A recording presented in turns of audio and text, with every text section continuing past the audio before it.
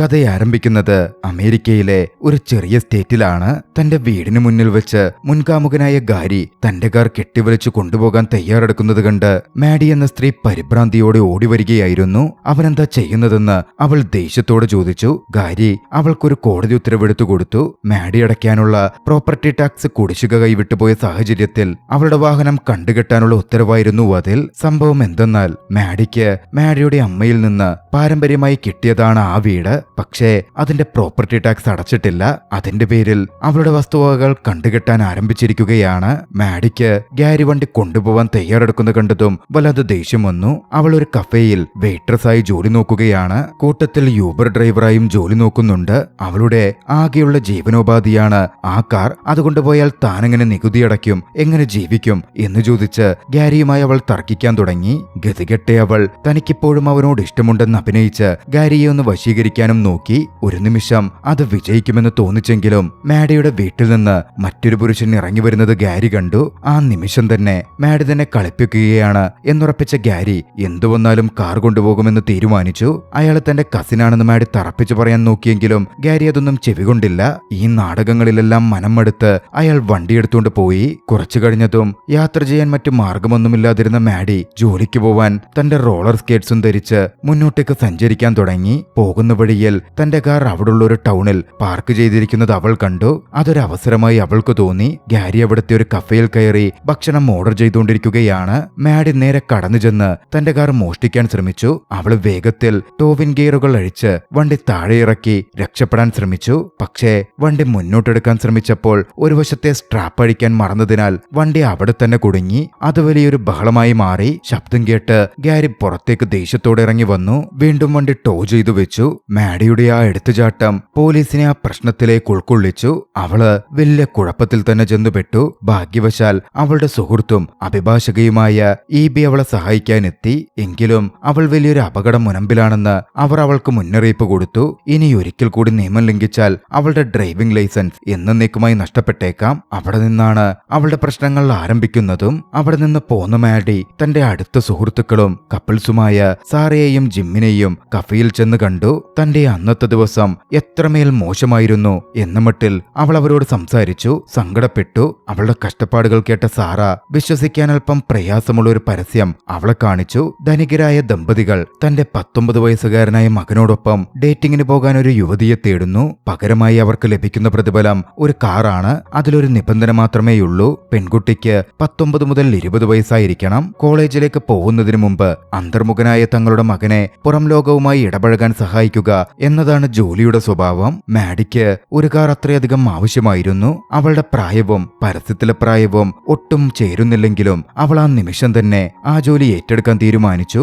അവരെ കോണ്ടാക്ട് ചെയ്ത മാഡി അടുത്ത ദിവസം റോളർ സ്കേറ്റിൽ സഞ്ചരിച്ച് ആ ധനിക കുടുംബത്തിന്റെ വീട്ടിലേക്കെത്തി. യാത്രയുടെ ക്ഷീണമെല്ലാം അവിടെ പാർക്ക് ചെയ്തിരുന്ന പ്രതിഫലമായി കിട്ടുന്ന കാർ കണ്ടപ്പോൾ തന്നെ അവളിൽ നിന്ന് പമ്പ കടന്നു. ആ പരസ്യം കൊടുത്തിരുന്ന ധനിക ദമ്പതിമാരായ ആലിസനും ലെയേഡും മാഡിയെ വെൽക്കം ചെയ്തു. പിന്നാലെ അവളെ ഇന്റർവ്യൂ ചെയ്യാൻ തുടങ്ങി. മാഡിക്ക് 32 വയസ്സുണ്ടെന്ന് അറിഞ്ഞപ്പോ അവരാ ജോലി മാഡിക്ക് കൊടുക്കാൻ ആദ്യമൊന്നും മടിച്ചു. പക്ഷേ മാഡി പറഞ്ഞു, എന്നെപ്പോലെ പക്വതയുള്ള ഒരു സ്ത്രീക്ക് പ്രായം കുറഞ്ഞ പെൺകുട്ടികളെക്കാൾ ഒരു ജോലിയിൽ ഉത്തരവാദിത്തവും ശ്രദ്ധയും ഉണ്ടാകും. മാത്രമല്ല അനുഭവ പരിചയം അതിലൊരു മുതൽക്കൂട്ടുമായിരിക്കും. മാഡിയുടെ നീണ്ട ക്ലാസ് മാഡി പറയുന്ന കാര്യങ്ങളിലേക്ക് എത്തിക്കാൻ അവരെ സ്വാധീനിച്ചു. ഒടുവിൽ അവളെ വിശ്വസിച്ച് അവരാ ജോലി മാഡിയെ ഏൽപ്പിച്ചു. തങ്ങളുടെ സാഹചര്യം പിന്നാലെ വിശദീകരിച്ചു. അവരുടെ മകൻ പേഴ്സി ഒരു അന്തർമുഖനാണ്, ഇൻട്രോവേർട്ട്. മറ്റുള്ളവരോട് ഇടപഴകാൻ വല്ലാതെ മടിയാണ് അവന്. കൂടുതൽ സമയവും തന്റെ മുറിയിൽ വീഡിയോ ഗെയിം കളിച്ചാണ് അവൻ സമയം ചിലവഴിക്കുക.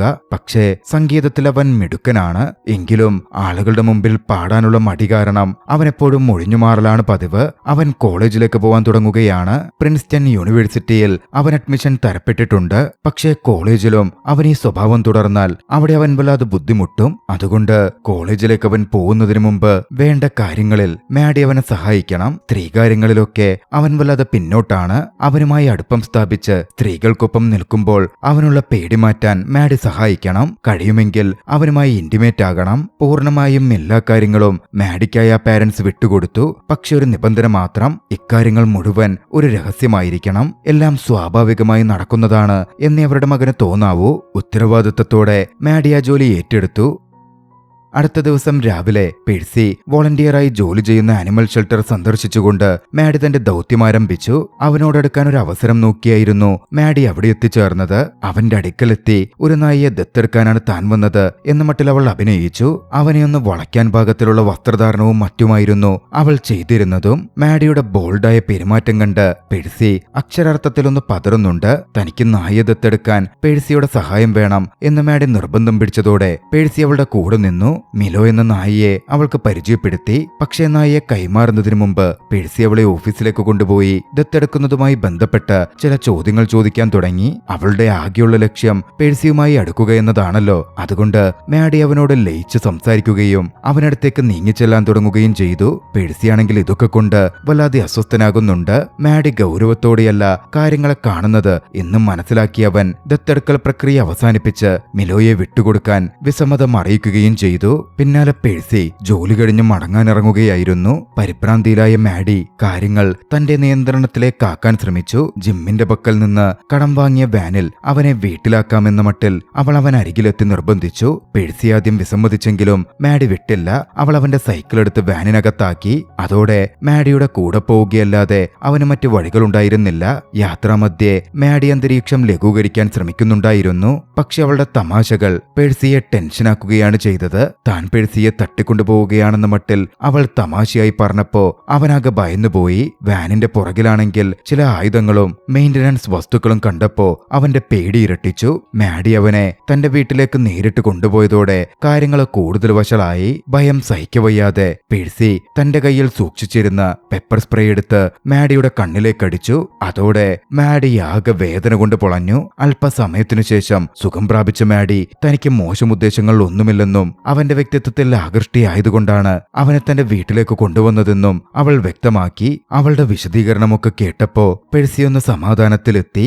അവൻ ശാന്തനായി. മാഡി അവനെ പുകഴ്ത്തിയതൊക്കെ കേട്ട് അവൻ സന്തോഷിക്കുകയും ചെയ്യുന്നുണ്ടായിരുന്നു. നടന്ന കാര്യങ്ങൾക്ക് പകരമായി പിറ്റേന്ന് മാഡി ഒരു ഡേറ്റിംഗിനായി അവൻ ക്ഷണിച്ചു.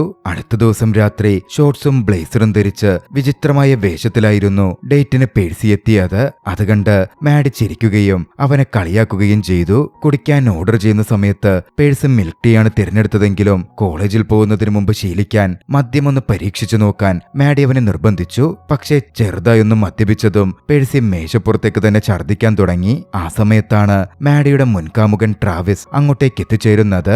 മാഡി ഉപേക്ഷിച്ചു പോയ ശേഷം താൻ വിവാഹിതനായ കാര്യമൊക്കെ പറഞ്ഞ് അവളെ ഒന്ന് പ്രകോപിപ്പിക്കാൻ ട്രാവിസ് ശ്രമിക്കുന്നുണ്ടായിരുന്നു. അവിടെ ഇരുന്ന് ഓരോ കാര്യങ്ങൾ പറഞ്ഞുകൊണ്ടിരുന്ന ട്രാവിസ് പെഴ്സിക്കടുക്കൽ നിന്റെ മുമ്പിലിരിക്കുന്ന സ്ത്രീയെ സൂക്ഷിക്കണം എന്ന മട്ടിലും പറഞ്ഞതിനു ശേഷമായിരുന്നു പോയത്. ട്രാവിസ് അവിടെ നിന്ന് പോയതിന് പിന്നാലെ ആകെ അസ്വസ്ഥത നിറഞ്ഞു നിൽക്കുന്നുണ്ടായിരുന്നു.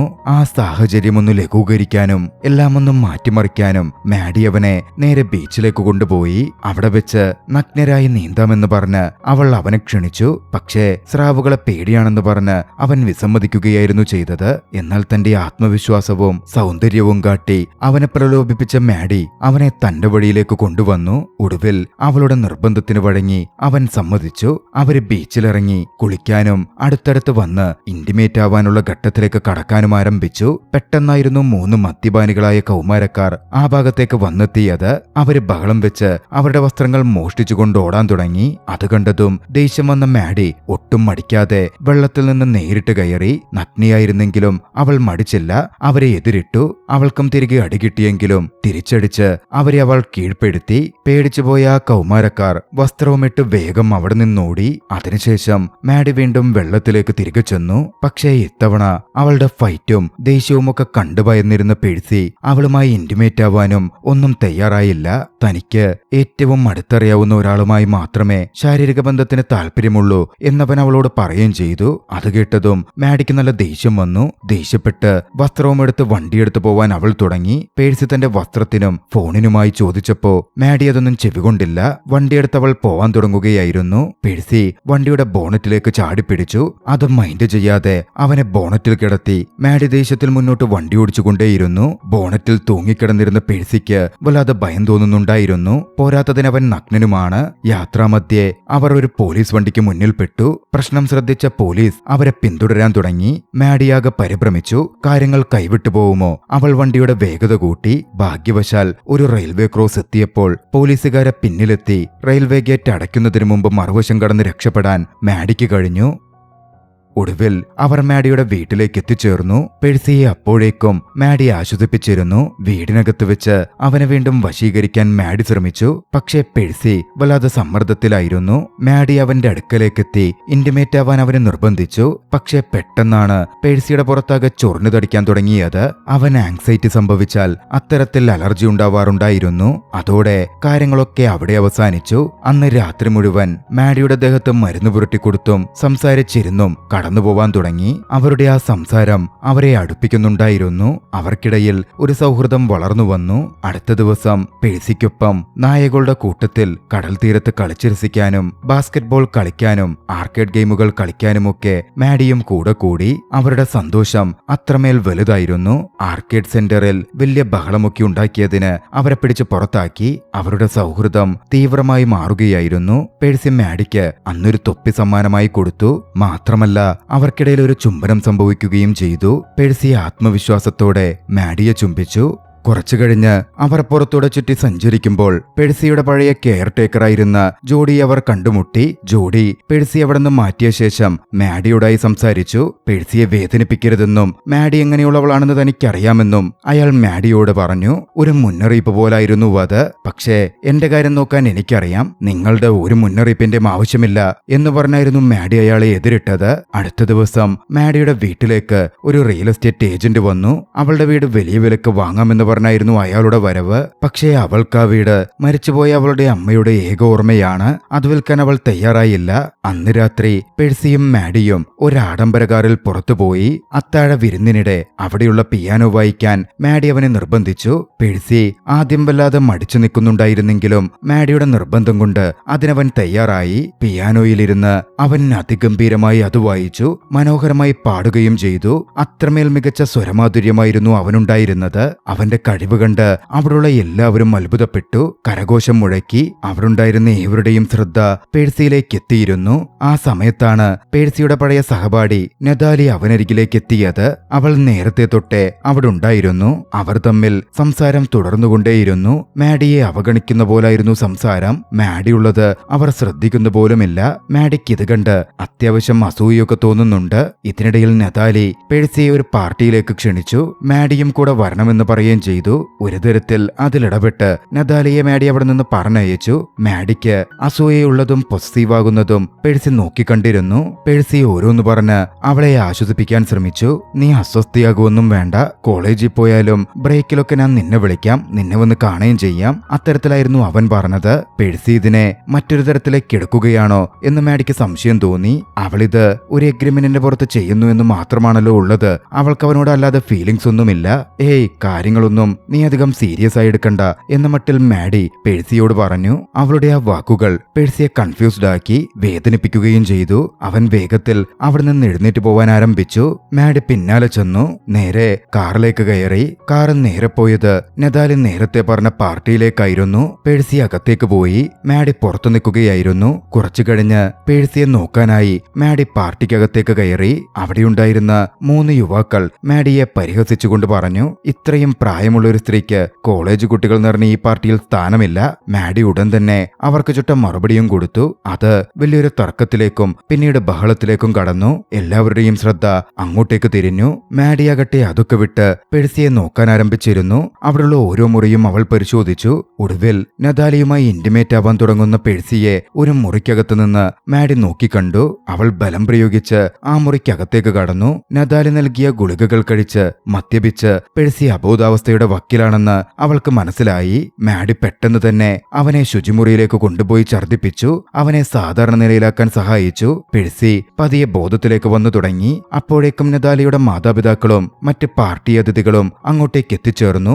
മാഡിയെ വളഞ്ഞ് അവർ ഒച്ചയെടുക്കുകയും അപമാനിക്കാൻ ആരംഭിക്കുകയും ചെയ്തു. തങ്ങൾ വല്ലാതെ സമ്പന്നരാണെന്ന അഹങ്കാരത്തിൽ പെരുമാറുന്ന അവരോട് മാഡി വല്ലാതെ ദേഷ്യപ്പെട്ട് സംസാരിച്ചു. പാർട്ടിയിലുള്ളവർ മാഡിയെ ആക്രമിക്കാൻ മുന്നിടുന്നുണ്ടായിരുന്നു. പെഴ്സി അവരെ തടഞ്ഞു. പക്ഷേ പക്ഷേ ഇതിനെല്ലാം ഇടയിൽ അബദ്ധത്തിൽ പേഴ്സിയുടെ കൈ വന്നു പതിച്ചത് മാഡിയുടെ ശരീരത്തിലായിരുന്നു. മാഡിക്ക് ശക്തമായ പ്രഹരമേറ്റു. മാഡി വല്ലാതെ അപമാനിതയായി. ഒരു തരത്തിൽ പേഴ്സിയെയും കൂട്ടി അവൾ അവിടെ നിന്ന് പുറത്തിറങ്ങി തന്റെ വീട്ടിലേക്ക് പോയി. യാത്രാമധ്യേ താൻ മാഡിയെ സ്നേഹിക്കുന്നുണ്ടെന്നും തങ്ങൾക്കിടയിലെ കാര്യങ്ങൾ അടുത്ത ഘട്ടത്തിലേക്ക് കൊണ്ടുപോകാമെന്നുമൊക്കെ പേഴ്സി പറയുന്നുണ്ടായിരുന്നു. മാഡിക്ക് ഇത് കേട്ട് ആദ്യം സന്തോഷം തോന്നിയെങ്കിലും അവനിപ്പോഴും മദ്യലഹരിയിലാണെന്നും അല്ലാതെ കാര്യമായിട്ടല്ല അവൻ പറയുന്നതെന്നും മാഡിക്ക് മനസ്സിലാകുന്നുണ്ടായിരുന്നു. നമുക്ക് ഇന്റിമേറ്റ് ആകാം എന്ന മട്ടിലൊക്കെ പേഴ്സി സംസാരിച്ചെങ്കിലും നീ മദ്യപിച്ച് ഈയൊരവസ്ഥയിൽ വേണ്ട എന്നായിരുന്നു മാഡിയുടെ മറുപടി. അതല്ല അതിന്റെ ശരിയായ രീതിയെന്നും അവൾ പറയുന്നുണ്ടായിരുന്നു.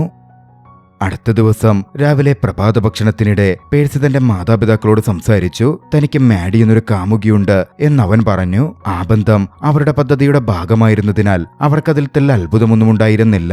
എന്നാൽ മാഡിക്ക് വീട് വിട്ടു ദൂരേക്ക് വരാൻ കഴിയാത്തതുകൊണ്ട് താൻ ഇനി കോളേജിൽ പോകുന്നില്ല എന്ന് പേഴ്സി പറഞ്ഞതും അവർ അക്ഷരാർത്ഥത്തിൽ ഞെട്ടി. ഇത് കേട്ട അച്ഛൻ അവനോട് ചെറുതായൊന്ന് ദേഷ്യപ്പെട്ടു. രംഗം ശാന്തമാക്കാൻ അമ്മ പേഴ്സിയെ അവരുടെ പുതിയ കാറിൽ നിന്നൊന്നുകൊടുത്ത് പുറത്ത് കറങ്ങാൻ വിട്ടു. ആ സമയത്ത് അവർ ഉടൻ മാഡിയെ വിളിച്ചു കാര്യങ്ങൾ വിശദീകരിച്ചു. പേഴ്സിക്ക് തന്നോട് ആത്മാർത്ഥമായ പ്രണയം തോന്നിയതുകൊണ്ട് ഇനി ഈ കരാർ തുടരാൻ കഴിയില്ല എന്ന് മാഡി അവരെ അറിയിച്ചു. പക്ഷേ പേഴ്സി കോളേജിൽ പോവാൻ സമ്മതിക്കുന്നതുവരെ അവന്റെ കാമുകിയായി അഭിനയിക്കണം എന്നച്ഛൻ മാഡിയോട് ആവശ്യപ്പെട്ടു. അത് നടന്നാൽ പ്രതിഫലമായി കാർ അവൾക്ക് ഉടൻ തന്നെ നൽകാമെന്നും അദ്ദേഹം ഉറപ്പു നൽകി. നിർഭാഗ്യവശാൽ പുറത്തേക്ക് പോകാൻ വേണ്ടി ഇറങ്ങിയിരുന്ന പേഴ്സി കാറിലെ ബ്ലൂടൂത്ത് കണക്ഷൻ വഴി അവരുടെ ഈ ഫോൺ കോൾ കേട്ടിരുന്നു. സത്യമറിഞ്ഞ പേഴ്സിയാകട്ടെ ആകെ തകർന്നു പോയി. അന്ന് ഉച്ചഭക്ഷണ സമയത്ത് പേഴ്സി അമിതമായി വീഞ്ഞു കുടിക്കുന്നുണ്ടായിരുന്നു. മാതാപിതാക്കൾ കഥ കേട്ട് ആശങ്ക തോന്നി. മാതാപിതാക്കളെ അറിയിക്കാതെ അവൻ മാഡിയെയും അങ്ങോട്ടേക്ക് വിളിച്ചു വരുത്തിയിരുന്നു. ഭക്ഷണം കഴിക്കാനിരുന്ന മേശയ്ക്ക് ചുറ്റും വലിയൊരു അസ്വസ്ഥത നിറഞ്ഞു വന്നു.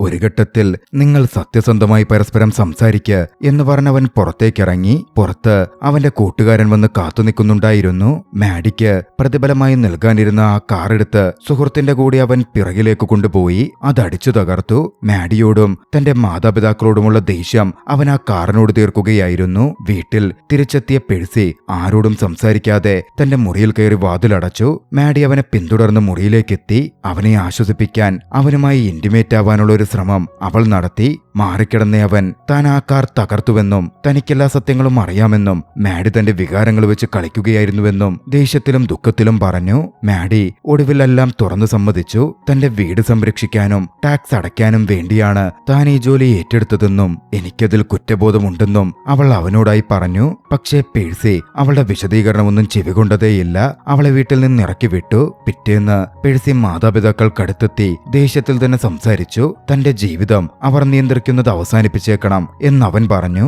തനിക്ക് പ്രായപൂർത്തിയായെന്നും കൂട്ടിച്ചേർത്തു. അവർ അത് കൃത്യമായി സമ്മതിച്ചു. പേഴ്സി വീണ്ടും തന്റെ പഴയ രീതിയിലേക്ക് മടങ്ങി. മുറിക്കുള്ളിൽ അവൻ കൂടുതൽ സമയം ചിലവഴിച്ചു. ഗെയിമുകൾ കളിച്ചു. മറുവശത്തും മാഡിയാകട്ടെ പണമുണ്ടാക്കാൻ രാപ്പകൽ ജോലി ചെയ്യുകയായിരുന്നു. തകർക്കപ്പെട്ടെങ്കിലും സമ്മാനമായി കിട്ടിയ കാർ എടുത്തുകൊണ്ടുവന്ന് ശരിയാക്കി തന്റെ യൂബർ സർവീസ് അവൾ പുനരാരംഭിച്ചു. ഒടുവിൽ അവളുടെ കഠിനാധ്വാനം ഫലം കണ്ടു. നികുതി കുടിശ്ശിക മുഴുവൻ അടച്ചു തീർക്കാനുള്ള പണം സംഭരിച്ച് അവൾ ആ നികുതി കുടിശ്ശിക മൊത്തത്തിൽ അടച്ചു തീർത്തു. ആ സന്തോഷം സുഹൃത്തുക്കളായ സാറയോടും ജിമ്മിനോടും പങ്കുവെക്കാൻ അവൾ ചെന്നു. അപ്പോഴാണ് അവൾ ആ വിവരമറിയുന്നത്. അവരാ നഗരം വിട്ട് പോവാൻ നിൽക്കുകയാണ്. അവിടെ ഒരു വീട് വാങ്ങലും മറ്റും അവരെ കൊണ്ടിപ്പോൾ കൂട്ടിയാൽ കൂടുന്നില്ല. ചിലവുകൾ അധികരിച്ചു വരുന്നു. മാഡിയുടെ കഷ്ടപ്പാടുകൾ സാറയ്ക്ക് അറിയാമായിരുന്നു. സാറ ചോദിച്ചു, നിനക്ക് ശരിക്കും ഇവിടെ നിൽക്കാൻ ആഗ്രഹമുണ്ടായിട്ടാണോ അതോ നിന്റെ അമ്മയോർത്ത് മാത്രമാണോ നീ ഈ ബുദ്ധിമുട്ടി വീട് സംരക്ഷിക്കാനും ഈ നഗരത്തിൽ തുടരാനും ശ്രമിക്കുന്നത്? മാഡിക്ക് മറുപടി ഉണ്ടായിരുന്നില്ല. സുരക്ഷിതമാവണമെങ്കിൽ നിന്റെ സ്വപ്നങ്ങൾ നേടണമെങ്കിൽ ആ വീട് വിറ്റ് നഗരത്തിലേക്ക് വലുതും പോകാൻ സാർ അവളെ ഉപദേശിച്ചു. അന്നവർ ഇരുന്നിരുന്ന കഫേയിൽ മറ്റൊരു വ്യക്തിയും ഉണ്ടായിരുന്നു. അയാൾ മാഡിയുമായി ഒന്നടുപ്പത്തിലാവാൻ ശ്രമിച്ചു. ഒടുവിൽ പരിചയം മാഡിയുടെ വീട്ടിലേക്കും അവരെ കൊണ്ടെത്തിച്ചു. അവർ സോഫയിലിരുന്ന് ഇന്റിമേറ്റ് ആവാനുള്ള കാര്യങ്ങളിലേക്ക് കടന്നു. അപ്പോഴാണ് സോഫയിൽ കിടന്നിരുന്ന പേഴ്സിയുടെ പഴയൊരു ടോയ് ആ മനുഷ്യൻ എടുക്കുന്നത്. മാഡി അത് നോക്കി കണ്ടു. പെട്ടെന്ന് പേഴ്സിയുടെ ഓർമ്മകൾ അവൾക്കുള്ളിലേക്ക് ഓടി വന്നു. അവൻ പറഞ്ഞ വാക്കുകളും അവൾ ഓർത്തു. അവന് നന്നായിട്ടറിയാവുന്ന സ്നേഹമുള്ള ഒരാളുമൊത്തേ ഇന്റിമസി ആവശ്യമുള്ളൂ. അതവളെ പെട്ടെന്ന് ആ മനുഷ്യനിൽ നിന്ന് അകറ്റി. അയാളോട് സോറി പറഞ്ഞ് അയാളെ അവൾ അവിടെ നിന്ന് പറഞ്ഞയച്ചു. അന്ന് തന്റെ ജീവിതത്തെപ്പറ്റി അവൾ ഒരുപാട് ആലോചിച്ചു. അടുത്ത ദിവസം പേഴ്സിയെ കാണാൻ വേണ്ടി മാഡി അവൻ പഠിക്കുന്നിടത്തിലേക്ക് ചെന്നു. അവിടെ വെച്ച് പേഴ്സിയെ കാണുന്നുണ്ടെങ്കിലും അവൻ അവളെ അവഗണിച്ച് കാറിലേക്ക് ചെന്നു കയറി. അവനോട് സംസാരിക്കാനും അവനെ തടയാനും മാഡി കാറിന്റെ ബോണറ്റിൽ കയറിയിരുന്നു. പക്ഷേ അവനതൊന്നും വകവെച്ചില്ല. ദേഷ്യത്തിൽ കാർ മുമ്പോട്ടേക്ക് ഓടിക്കാൻ തുടങ്ങി. മാഡിയാണെങ്കിൽ ബോണറ്റിൽ തൂങ്ങിക്കിടക്കുകയാണ്. വണ്ടിയോടിച്ച് അവൻ എത്തിച്ചേർന്നത് ബീച്ചിലേക്കായിരുന്നു. അവിടെ മൊത്തത്തിൽ കലുഷിതമായ ഒരു അന്തരീക്ഷം ഉടലെടുത്തു. അവൻ നേരെ കാറ് സമുദ്രത്തിലേക്ക് ഓടിച്ചിറക്കി. പക്ഷെ പെട്ടെന്ന് സ്വബോധത്തിലേക്ക് വന്നതും മാഡി വലിയ അപകടത്തിൽപ്പെടുന്നത് കണ്ടതും അവൻ ചാടിയിറങ്ങി മാഡിയെ രക്ഷപ്പെടുത്തി കരയിലേക്ക് കയറി വന്നു. അവിടെ വെച്ച് മാഡി അവനോട് ആത്മാർത്ഥമായി മാപ്പ് ചോദിച്ചു. ഇമോഷണലി വല്ലാതെ തകർന്നിരുന്ന പേഴ്സി പെട്ടെന്ന് കരഞ്ഞുപോയി. മാഡി അവനെ ചേർത്തു പിടിച്ചു. പേഴ്സി അവൾക്ക് മാപ്പ് കൊടുത്തു. പിന്നീട് ഒന്നിച്ചിരുന്ന് അടുത്ത കാര്യങ്ങൾ അവർ സംസാരിച്ചു. മാഡി അവനോടായി പറഞ്ഞു, ഞാൻ ഇവിടത്തെ വീടൊക്കെ വിറ്റ് കാലിഫോർണിയയിലേക്ക് പോവുകയാണ്. പേഴ്സി കോളേജിൽ ചേർന്ന് പഠനം തുടരാനും തീരുമാനിച്ചിരുന്നു. നല്ല സുഹൃത്തുക്കളായി തുടരാൻ ഇരുവരും തീരുമാനിച്ചു. മാഡി തന്റെ വീട് കുറഞ്ഞ വിലയ്ക്ക് സാറയ്ക്കും ജിമ്മിനും നൽകി. വീട് വാങ്ങാൻ കഷ്ടപ്പെട്ടുകൊണ്ടിരുന്ന അവർക്ക് അത് വലിയ ആശ്വാസമായിരുന്നു. അവർ ഒരുപാട് സന്തോഷിച്ചു. അടുത്ത ദിവസം പേഴ്സിയും കോളേജിലേക്ക് യാത്ര തിരിക്കുകയായിരുന്നു. തന്റെ ലഗേജൊക്കെ അവൻ പാക്ക് ചെയ്തു. പുറത്ത് അവനെയും കാത്ത് മാഡി നിൽക്കുന്നുണ്ടായിരുന്നു. കാലിഫോർണിയയിലേക്ക് പോകുന്ന വഴിയിൽ പ്രിൻസ്റ്റണിൽ പേഴ്സിയെ ഡ്രോപ്പ് ചെയ്യാനായിരുന്നു അവൾ കാത്തുനിന്നത്. അവർ ഒന്നിച്ച് യാത്ര തുടങ്ങി. മിലോ എന്ന ആ നായയെ മാഡി അഡോപ്റ്റ് ചെയ്തിരുന്നു. പോകുന്ന വഴിയിൽ ഇരുവരും സംസാരിച്ചു. അവരുടെ ജീവിതം തുടരുന്നിടത്ത് സൗഹൃദം വീണ്ടും നീളുന്നിടത്ത് ചലച്ചിത്രം അവസാനിക്കുന്നു. രസകരമായ ഈ ഒരു ചലച്ചിത്രം നിങ്ങൾക്കിഷ്ടമായെങ്കിൽ വീഡിയോ ലൈക്ക് ചെയ്യുക. അഭിപ്രായങ്ങളും നിർദ്ദേശങ്ങളും കമന്റുകളിൽ രേഖപ്പെടുത്തുക. കഴിയുമെങ്കിൽ ചാനൽ സബ്സ്ക്രൈബ് ചെയ്തും കൂട്ടുകാർക്ക് ഷെയർ ചെയ്തു കൊടുത്തും ഞങ്ങളെ സപ്പോർട്ട് ചെയ്യുക. അടുത്ത എപ്പിസോഡിൽ മറ്റൊരു മികച്ച ചലച്ചിത്രവുമായി നമുക്ക് കണ്ടുമുട്ടാം. അതുവരെ ബൈ.